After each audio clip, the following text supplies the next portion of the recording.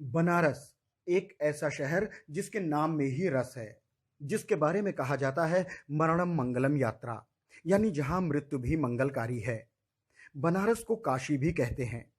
भगवती गंगा के आशीर्वाद से अभिसिंचित और भगवान भोलेनाथ की इस नगरी के सराय गोवर्धन में बाबू देवी प्रसाद जी के घर 30 जनवरी सन 1889 को एक पुत्र का जन्म होता है। पूरा परिवार शिव भक्त है और पुत्र प्राप्ति के लिए झारखंड के बाबा बैजनाथ धाम से लेकर उज्जैन के महाकाल तक इस बालक की माता मुन्नी देवी और पिता देवी प्रसाद ने बड़ी प्रार्थना की थी। इसलिए जन्म लेने के बाद इस बालक का नाम रखा गया झारखंडी।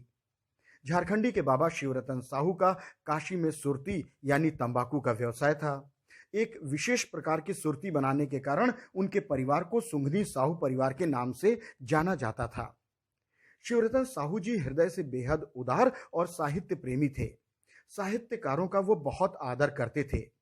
उनके पुत्र भी इसी संस्कार को आत्मसात कर चुके थे। इसलिए परिवार में साहित्य और संगीत का वातावरण बना रहता था। बालक झारखंडी जब थोड़े बड़े हुए तो दर्शन कराने लोग इन्हें बैजनाथ धाम ले गए। वहीं इनका नामकरण हुआ और नाम मिला इनको जयशंकर प्रसाद।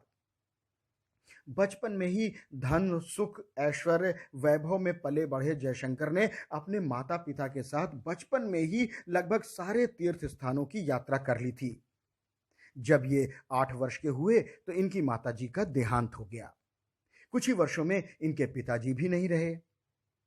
यूं तो प्रसाद जी की प्रारंभिक शिक्षा काशी के क्वींस कॉलेज में हुई, लेकिन परिस्थितियों के कारण बड़े भाई ने घर पर ही इनकी शिक्षा का प्रबंध कर दिया, जहां इन्होंने बड़े लगन से हिंदी, अंग्रेजी, संस्कृत, उर्दू, फारसी के साथ साथ वेदों, पुराणों, इतिहास और साहित्य का भी गहन अध्ययन कर लिया। संस्कृत की शिक्षा जहां दीन बंधु ब्रह्मचारी जी ने दी, वहीं साहित्य और काव्य की शिक्षा रसमय सिद्ध जी से प्राप्त हुई। परिणाम, मात्र 9 वर्ष की आयु में ही ब्रज भाषा का सवैया लिखकर उन्होंने अपने गुरु रसमय सिद्ध जी को दिखाया, जो उन्होंने कलाधर नाम से लिखा था। सावन आए वियोगिन को तन, आली अनंग लगे अति तावन, तापन हिय लगी अबला, तड़पे जब बिज्जू छटा छवि छावन, छावन कैसे मैं कहूँ विदेश, लगे जुगनू हिय आग लगावन, गावन लागे कलाधर, झांप के मेघ लहो बरसावन। बचपन में ही जयशंकर प्रसाद जी के माता पिता का देहांत हो जाने के कारण परिवार की जिम्मेदारी का बोझ इनके और इनके बड़े भाई के कंधों पर आ पड़ा था। कालांतर में परिवार में फूट से बंटवारा, जिसकी वजह से व्यापार में भारी घाटा और घाटे के कारण भारी कर्ज दोनों भाइयों के सिर आ गया। अभी कर्ज चुकाने का सोच ही रहे थे कि बड़े भाई का भी असमय निधन हो गया।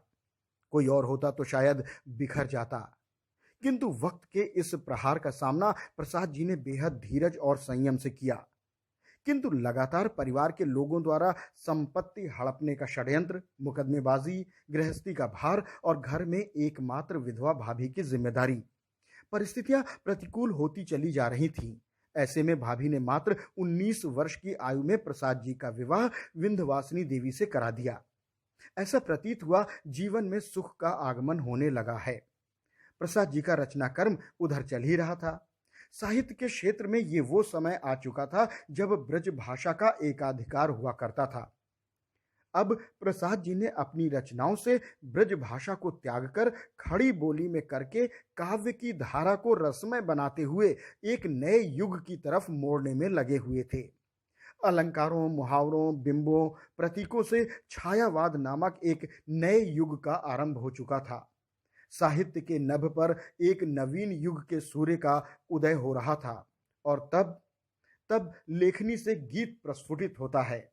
बीती विभावरी जागरी, बीती विभावरी जागरी, अंबर पनघट में डुबो रही, तारा घट उषा नागरी, बीती विभावरी जागरी।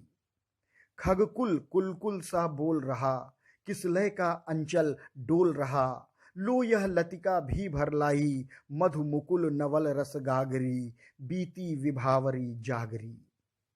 हिंदी साहित्य में छायावाद के प्रमुख स्तंभों में से एक जयशंकर प्रसाद को ही इस विधा का पुरोधा भी माना जाता है और संगीत में सरस गीत लिखने वाला कवि भी।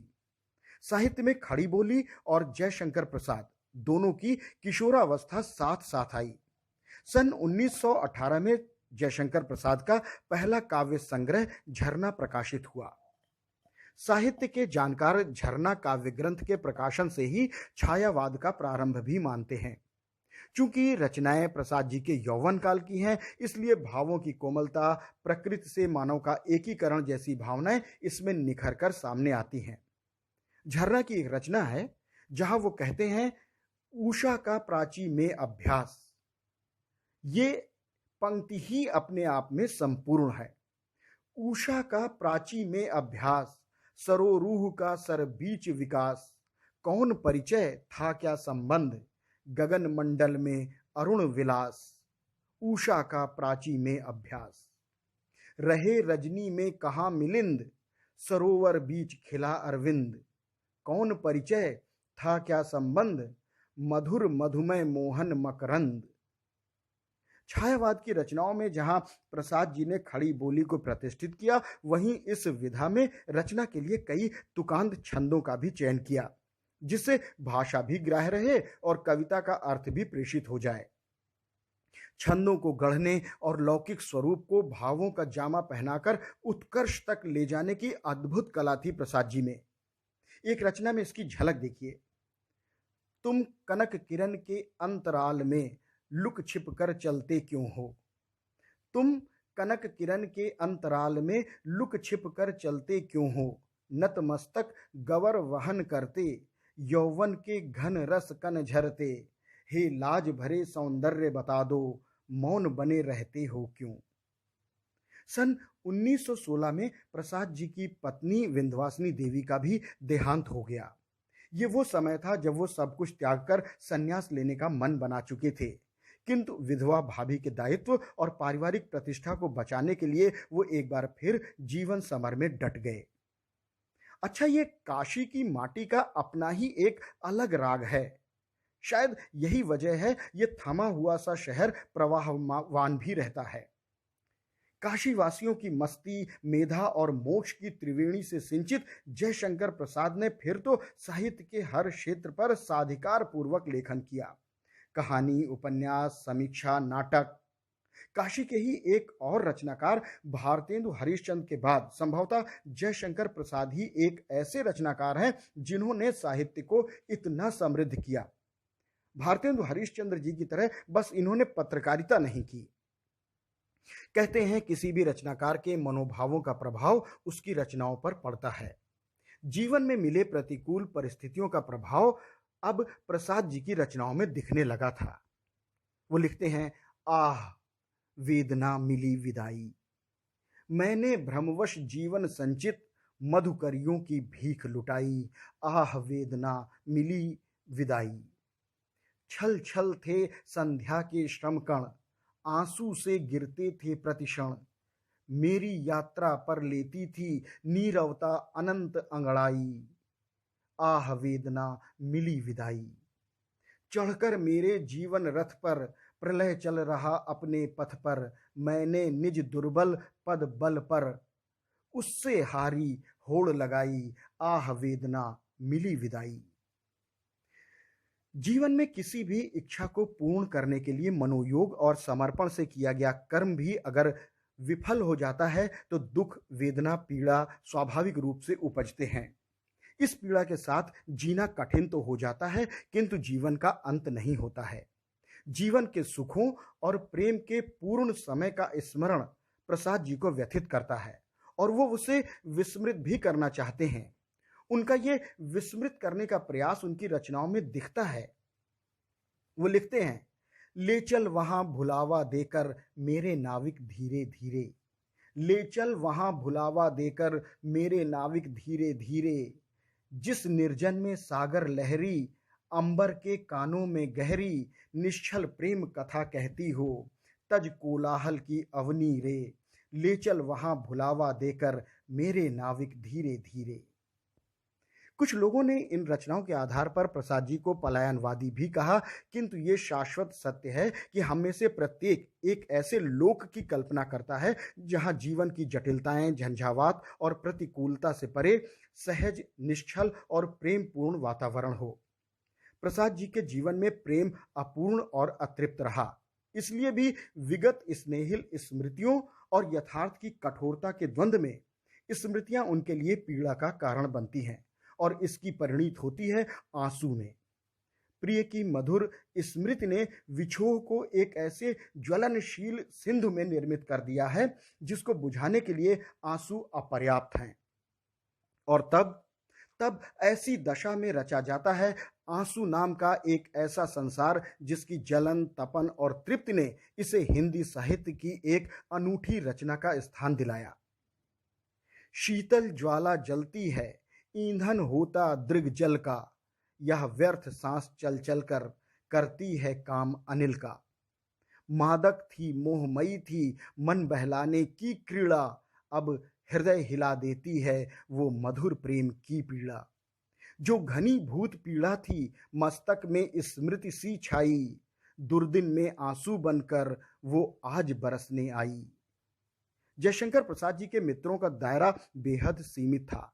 उनके मित्रों में उन दिनों मुंशी प्रेमचंद, कहानीकार जैनेन्द्र, महादेवी वर्मा, निराला जी के अलावा काशी के कुछ गिने चुने 7-8 मित्र और थे। प्रसाद जी अक्सर अपने परिचितों की चालढाल वेशभूषा को देखकर उनका नामकरण कर देते थे और अक्सर वो नाम ही उस व्यक्ति की पहचान बन जाता था। प्रसाद जी शतरंज के बहुत अच्छे खिलाड़ी थे और खाना पकाने में भी बेहद माहिर थे। बहरहाल इस समय तक साहित्य के क्षेत्र में उनकी धाक जम चुकी थी, लेकिन कविता को वो व्यवसाय नहीं, अपना प्रेम मानते थे। इसलिए कवि सम्मेलनों और गोष्ठियों में वो कभी जाते नहीं थे। अक्सर लोग उनसे अपनी रचनाओं की भूमिका लिखने का आग्रह करते, जिसे वो विनम्रतापूर्वक अस्वीकार कर देते थे। सन 1932 में मुंशी प्रेमचंद के संपादन में हंस पत्रिका का आत्मकथा विशेषांक निकलना था। अब मुंशी प्रेमचंद जी ने इनसे आग्रह किया, तो प्रेमचंद जी के आग्रह पर अपनी असहमति होने के बावजूद उन्होंने छायावादी शैली में आत्मकथ्य नामक कविता लिखी। भाषा का लालित्य, नए शब्दों का प्रयोग और खूबसूरत बिंबों ने प्रसाद जी के जीवन के यथार्थ और कटुता का मार्मिक चित्रण किया है। मधुप गुनगुना कर कह जाता कौन कहानी अपनी ये, मुरझाकर गिर रही पत्तियां देखो कितनी आज घनी, तब भी कहते हो कह डालूं दुर्बलता अपनी बीती, तुम सुनकर सुख पाओगे देखोगे यह गागर रीति। उज्जवल गाथा कैसे गाऊं मधुर चांदनी रातों की, अरे खिलखिलाकर हंसने वाली उन बातों की। उसकी स्मृति पाथेय बनी है थके पथिक की पंथा की, सीवन को उधेड़ कर देखोगे क्यों मेरी कंथा की। छोटे से जीवन की कैसे बड़ी कथाएं आज कहूं, क्या ये अच्छा नहीं कि औरों की सुनता मैं मौन रहूं। सुनकर क्या तुम भला करोगे मेरी भोली आत्मकथा, अभी समय भी नहीं थकी सोई है मेरी मौन व्यथा। प्रसाद जी की इस मौन व्यथा, उनके एकाकी जीवन को देखकर उनके शुभचिंतकों और परिवार वालों ने उनसे आग्रह किया दूसरे विवाह का, और जयशंकर प्रसाद जी ने उस आग्रह को मानकर कमला देवी से दूसरा विवाह किया, जिनसे उन्हें एक पुत्र का भी प्राप्ति हुई। पुत्र का नाम रखा उन्होंने शंकर। अब तक साहित्य और व्यवसाय में प्रसाद जी ने सामंजस्य बना लिया था। प्रसाद जी के जीवन की तरह देश में भी उतार चढ़ाव हो रहे थे। सन 1920 के आसपास असहयोग आंदोलन से स्वतंत्रता आंदोलन की बागडोर महात्मा गांधी के हाथों में आ चुकी थी। स्वतंत्रता के लिए हो रहे अनुष्ठान में साहित्यकार भी अपनी अपनी आहुतियां राष्ट्र को जागृत करने, नौजवानों को एक करने और क्रांति की मशाल को प्रज्वलित करने में दे रहे थे। जयशंकर प्रसाद जी भी अपनी कविताओं और नाटकों के माध्यम से देश को जागृत करने में लगे थे। चंद्रगुप्त नाटक का प्रयाण गीत मानो स्वतंत्रता की संकेत धुन बन गया था। हिमाद्रि तुंग श्रृंग से प्रबुद्ध शुद्ध भारती, स्वयं प्रभा स्वमुज्ज्वला स्वतंत्रता पुकारती। अमर्त्य वीर पुत्र हो दृढ़ प्रतिज्ञ सोच लो, प्रशस्त पुण्य पथ है बढ़े चलो, हिमाद्रि तुंग श्रृंग से प्रबुद्ध शुद्ध भारती, स्वयं प्रभा स्वमुज्ज्वला स्वतंत्रता पुकारती। जयशंकर प्रसाद जी की लोकप्रियता को देखकर अंग्रेज सरकार ने उन्हें काशी का जूरी बना दिया। लेकिन अंग्रेजों की गुलामी और चाटुकारिता प्रसाद जी के स्वभाव के विपरीत थी। परिणाम 2 दिन तक जाने के बाद प्रसाद जी नौकरी पर गए ही नहीं। जयशंकर प्रसाद का रचना कर्म सिर्फ काव्य तक ही सीमित नहीं था। उन्होंने मात्र 3 उपन्यास लिखे, लेकिन उनके ये तीनों उपन्यास साहित्य जगत में त्रिदेव की तरह हैं। कंकाल यथार्थवादी उपन्यास है, जिसमें मानव सभ्यता के अंतर का चित्रण है।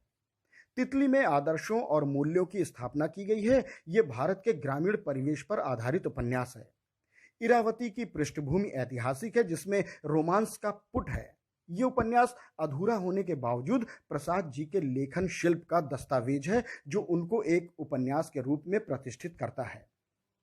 जिस कालखंड में जयशंकर प्रसाद का रचना कर्म अपनी यात्रा कर रहा था, उसमें रंगमंच की दुनिया में पारसी रंगमंच का एकाधिकार था। प्रसाद जी ने रंगमंच के लिए नाटक नहीं लिखे, लेकिन उनके लिखे नाटकों ने रंगमंच का स्वरूप ही बदल दिया। भारतीय संस्कृति और गौरव के ऐतिहासिक पौराणिक चरित्रों पर आधारित उनके नाटक राष्ट्रीय मूल्यों, साहस, गौरव और अभिमान की स्वर्णगाथा को रंगमंच पर जीवंत करके एक क्रांति लेकर आए। प्रसाद जी ने कुल 13 नाटक लिखे, जिसमें 3 पौराणिक, 8 ऐतिहासिक और मात्र 2 नाटक कामना और एक घूंट ही भावात्मक थे। इनके नाटकों पर आरोप लगे कि काव्यात्मकता, दृश्यों का विस्तार, बीच बीच में गायन, ये सब नाटक के प्रवाह को अवरुद्ध करते हैं, इसलिए शीघ्र ही रंगमंच से उनके नाटकों की विदाई हो जाएगी। आज वर्षों बीत जाने के बाद भी प्रसाद जी के नाटक न केवल सफलतापूर्वक मंचित किए जाते हैं, बल्कि उन नाटकों में प्रयुक्त गीतों को सभी गुनगुनाते भी हैं। चंद्रगुप्त नाटक में चंद्रगुप्त की यूनानी पत्नी भारत की सुंदरता पर मुग्ध होकर गाने लगती है, तो सारे दर्शक भी उसके साथ साथ उठकर गाने लगते हैं, अरुण ये मधुमेह देश हमारा, अरुण ये मधुमेह देश हमारा, जहां पहुंच अनजान क्षितिज को मिलता एक सहारा, अरुण ये मधुमेह देश हमारा। बरसाती आंखों के बादल बनते जहां भरे करुणा जल, लहरें टकराती अनंत की पाकर जहां किनारा, अरुण ये मधुमेह देश हमारा। हेम कुंभ ले उषा सवेरे, भरती ढुलकाती सुख मेरे, मंदिर ऊंघते रहते जब, जगकर रजनी भर तारा, अरुण ये मधुमेह देश हमारा। कुछ लोगों का मानना है कि प्रसाद जी एक घोर राष्ट्र कवि थे। अल्पज्ञ होने के कारण मुझे अभी तक ये समझ में नहीं आया कि ये आलोचना है उनकी या प्रशंसा। वैसे भी जिस काल में प्रसाद जी लेखन कर रहे थे, उस दौर में होली, दीपावली, दशहरा, गणेश चतुर्थी जैसे उत्सवों पर राष्ट्र की जागृति के लिए युवाओं को संगठित किया जाता था। ये और बात है, तब राष्ट्रवादी होने का अर्थ इतनी संकीर्णता से नहीं लिया जाता था। बहरहाल, महाभारत से लेकर हर्ष तक के चरित्रों को अपने नाटकों में समेटने वाले प्रसाद जी को अपने राष्ट्र से प्रेम तो था ही, वो इसकी समृद्धि पर गौरव भी करते थे। भारत महिमा में वो लिखते हैं कि हिमालय के आंगन में स्वयं उषा आकर भारतवर्ष को हीरक हार पहनाती है। हिमालय के आंगन में उसे प्रथम किरणों का दे उपहार, उषा ने हंस अभिनंदन किया और पहनाया हीरक हार। जगे हम जगाने लगे विश्व, लोक में फैला फिर आलोक, व्योम तम पुंज हुआ तब नष्ट, अखिल संस्कृति में हो उठी अशोक। किसी का हमने छीना नहीं, प्रकृति का रहा पालना यही, हमारी जन्मभूमि थी यहीं, कहीं से हम आए थे नहीं। सुना है वो दधीचि का त्याग, हमारी जातीयता विकास, पुरंदर ने पबि से लिखा, अस्थ युग का मेरा इतिहास। वही है रक्त, वही है देश, वही साहस है वैसा ज्ञान, वही है शांति, वही है शक्ति, वही हैं हम दिव्य आर्य संतान। जिए तो सदा इसी के लिए, यही अभिमान रहे ये हर्ष, न्यौछावर कर दें हम सर्वस्व, हमारा प्यारा भारतवर्ष। जयशंकर प्रसाद जी ने अद्भुत और अनूठी कहानियां भी लिखी हैं। उनकी पहली कहानी इंदु पत्रिका में 1912 में ग्राम नाम से प्रकाशित हुई थी। इसके बाद आकाशदीप, स्वर्ग के खंडहर, पुरस्कार, गुंडा समेत लगभग 72 कहानियां उन्होंने लिखी। किंतु कहानी के क्षेत्र में उन्हें वो प्रतिष्ठा नहीं मिली जितनी उनके समकालीन लेखकों मुंशी प्रेमचंद और जैनेन्द्र को मिली। वैसे यह स्वाभाविक भी है कि जब आप कई विधाओं में रचते हैं तो एक विधा की प्रसिद्धि दूसरी विधा की क्षमता को ढक लेती है। जयशंकर प्रसाद के शिल्प, शब्द संयोजन, वाक्य विन्यास, कथानक की सुदृढ़ता और भावनाओं का प्रेषण अपने सर्वोत्कृष्ट रूप में कामायनी में मिलता है। पौराणिक संदर्भों से मनु, श्रद्धा और इड़ा के माध्यम से वो न केवल मानव संस्कृति के क्रमिक विकास को चित्रित करते हैं, बल्कि यथार्थ में मानव जीवन के प्रेम, स्नेह, समर्पण, ईर्ष्या, महत्वाकांक्षा, द्वंद्व, पीड़ा, पराजय, विजय, सुख, संतोष, इस सब को इस खूबसूरती के साथ गढ़ते हैं कि कामायनी में मानव जीवन का कोई भी पहलू अछूता नहीं रह जाता है। जल प्लावन से सृष्टि के आरंभ से लेकर इसके अंत तक एक रूपक की तरह प्रसाद जी ने कामायनी के माध्यम से नारी का जो चरित्र स्थापित किया है वो आज एक मुहावरा बन गया है, नारी तुम केवल श्रद्धा हो। कामायनी का आरंभ होता है इन पंक्तियों से, हिमगिर के उतुंग शिखर पर बैठ शिला की शीतल छां, एक पुरुष भीगे नैनों से देख रहा था प्रलय प्रवाह। नीचे जल था, ऊपर हिम था, एक तरल था एक सघन, एक तत्व की ही प्रधानता, कहो उसे जड़ या चेतन। और फिर 15 सर्गों वाले इस काव्य ग्रंथ के लज्जा सर्ग में वो नारी की बात श्रद्धा के माध्यम से करते हैं। फूलों की कोमल पंखुड़ियां बिखरें जिसके अभिनंदन में, मकरंद मिलाती हो अपना स्वागत के कुमकुम चंदन में।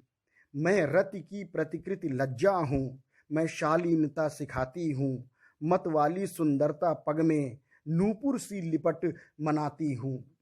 और इसके प्रत्युत्तर में मनु जो भी कहता है वो समूची सृष्टि में नारी की महत्ता को उच्चतम शिखर पर आसीन करने वाली पंक्तियां हैं।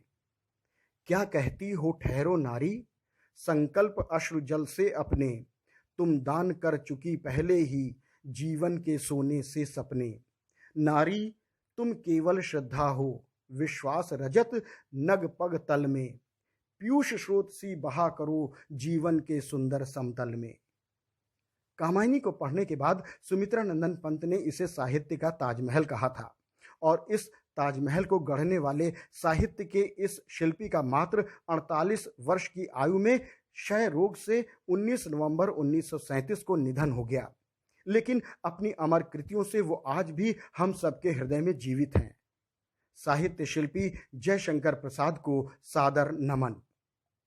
आपको हमारा ये अंक कैसा लगा? अपनी प्रतिक्रिया हमें कमेंट बॉक्स में लिखकर अवश्य बताइएगा। और हाँ, अगर आपको ये साहित्य चर्चा अच्छी लगी है तो आप इस चैनल को सब्सक्राइब कर सकते हैं, और अगर नहीं लगी है तो आप हमारे पुराने या नए अंकों को ज़रूर सुनिएगा। आशा है वो आपको पसंद आएगा।